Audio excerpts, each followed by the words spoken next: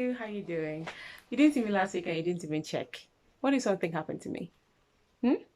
No, no, don't worry with the flowers, the chocolate, and the comfort food. I'm fine. Everything's okay for now.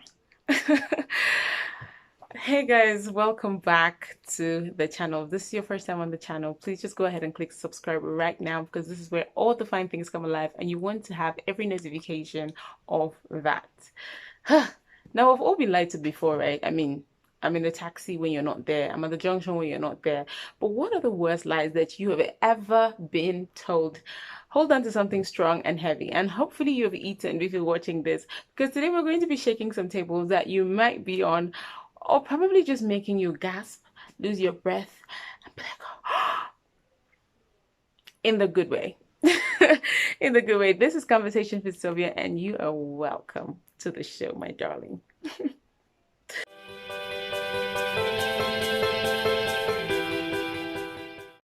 Okay, so I put together a bunch of lies. That doesn't sound right. I put together a number of lies in doing research for the show. I just wanted to do a short, fun video, that can put a smile on our faces while we fight through the fire and fear that Corona is putting us all through. So I had them written down. If you know me, you know that I love the feel of paper in my hands, and we're just going to go through them. Let me know in the comment section if you relate, if you've been there. Let me know your own worst lie that you have been told, just in case I wasn't opportune to ask you or have access to you to be able to ask you. All right, let's just get to it. I found out my fiance has another family in Murphy. Honey, if the ring was expensive, you should sell it and get yourself a nice outfit for your next date. But on a serious note, I really think that we should already have computerized the deaths and marriages in this country through the civil status offices and all the councils. We have to computerize them and consolidate them so that lots of girls and guys stop getting into this kind of situation. I'm sure that this is 1 in a million girls that have been met by a man and told them, I'm single, meanwhile they have a family somewhere else, and it really, really hurts. So I think that consolidating this and computerizing this would really help save us from a lot of problems when it comes to marriage. Meanwhile, whenever I'm around a council, I just go to the board and make sure I see the pictures of the guys and girls that are getting married. You never know, somebody that's been talking to you might just be on it. It saved me from trouble before. You should try it.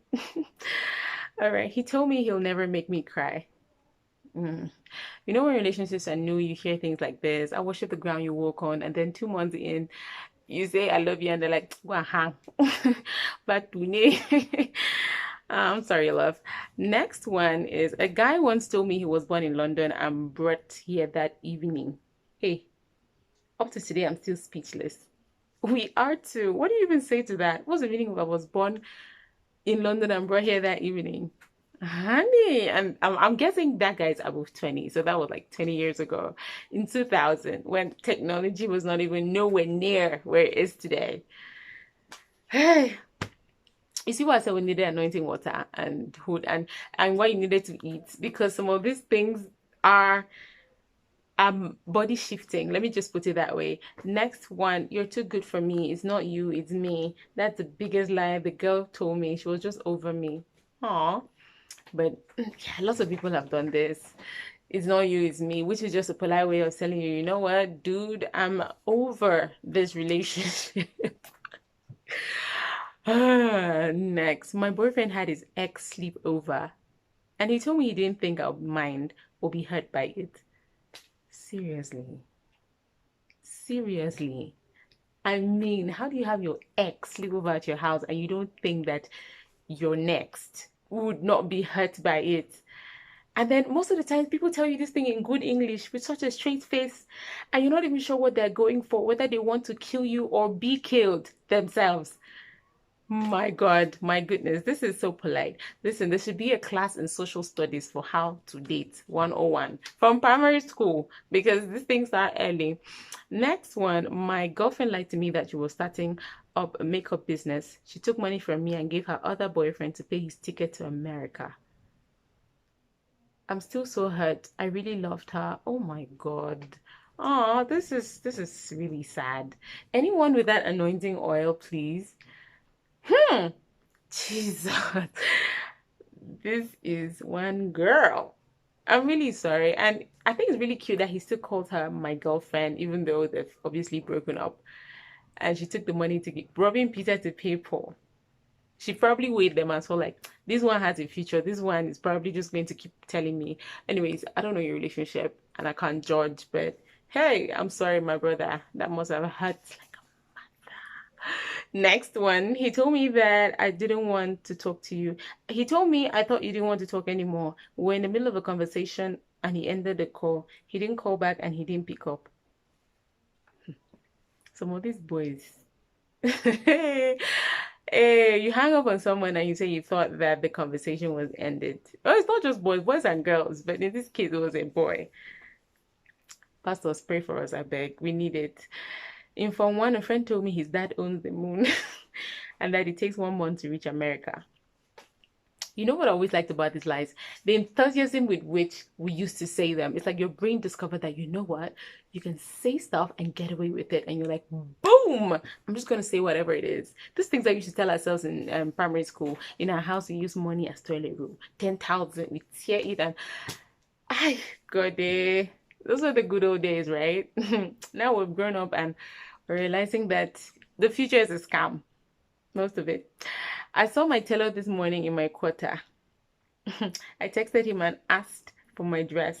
He said he's in a funeral in Santa and that dead person was so close to him, he couldn't miss. I wish I took a picture. Tailors, let me say it again. Tailors are going to need 2 baptisms in this life before Judgment Day. God, these people can lie. Let me stop talking here because I'm going to review. I share tailors with a lot of people that are subscribed to this channel, and I don't want to put my personal experiences into this because it might actually cause a little commotion. Okay, next one.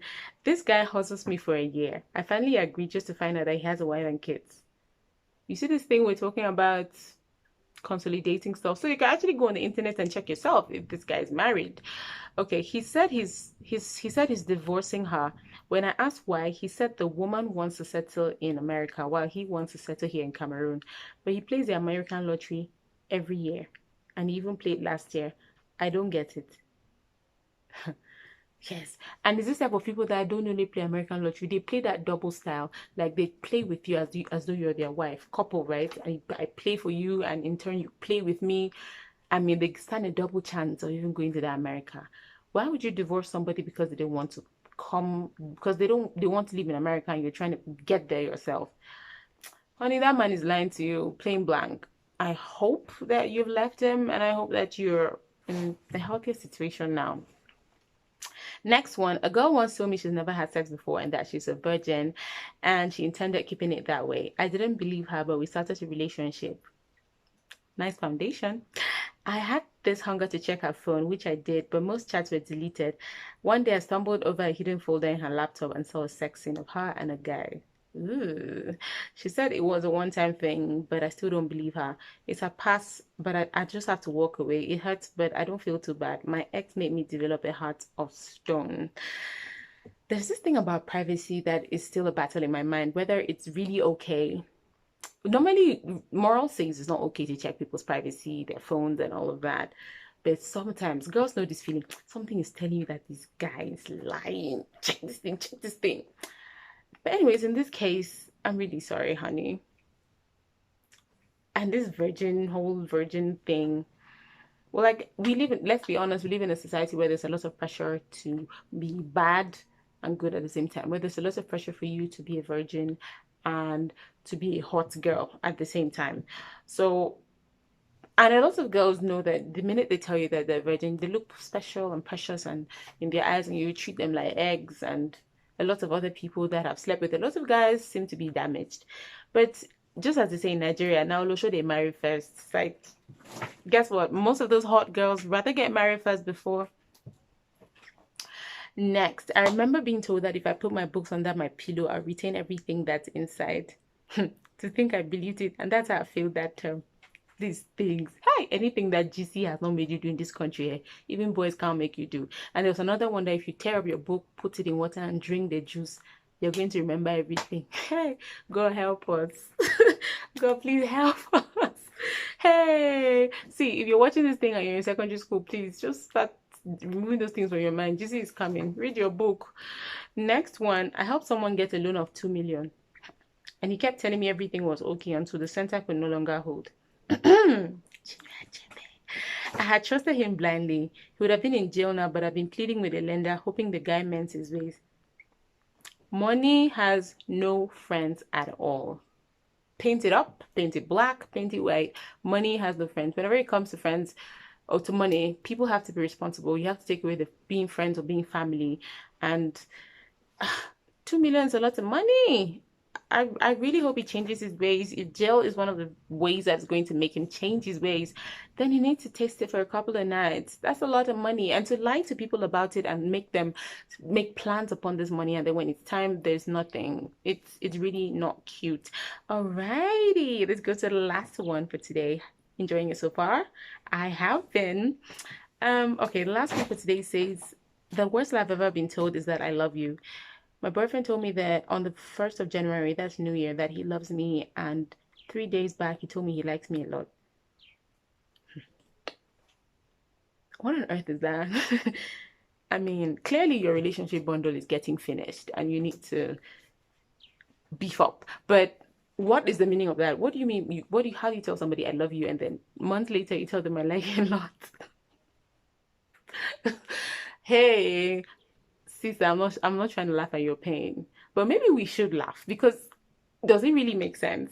Does it make sense? Let me know. Let me know in the comment section if it makes sense. This is crazy. All right, are we done? One more. I can't resist. I'm sorry.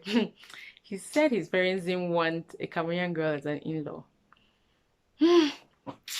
Moment of silence. Girls, hands up if you've ever been told that your village is not on the list. Hey, let's go on. Only for me to be told that he was dating a Bayangi girl. And I got to know that when he told me that he messed up and keeps comparing me to her and it makes them fight. So I was like, really? Bayangi don't be Cameroonian. You know something I've noticed? These people that come from homes that they always tell them, don't date people from this village, don't date people from this village. They always go and date those people from those taboo villages first. And then when it's time, when their own relationship bond has reached max, they tell you, my parents said that. My parents kill you there. Nonsense. You never go for the ones that you've been told to marry or to like. Whenever Cameroon, this one is not even village, this one is country. The whole Cameroon is not even supposed to be. Honey, I need to, where did you even see him? All right, so we're going to be ending there for today. Hope you had fun watching and let me know what you think. But before I end the video, I'd like to send a shout out to Youth Force. Youth Force is an NGO that recently did a campaign against rape called In These Jeans, hashtag In These Jeans.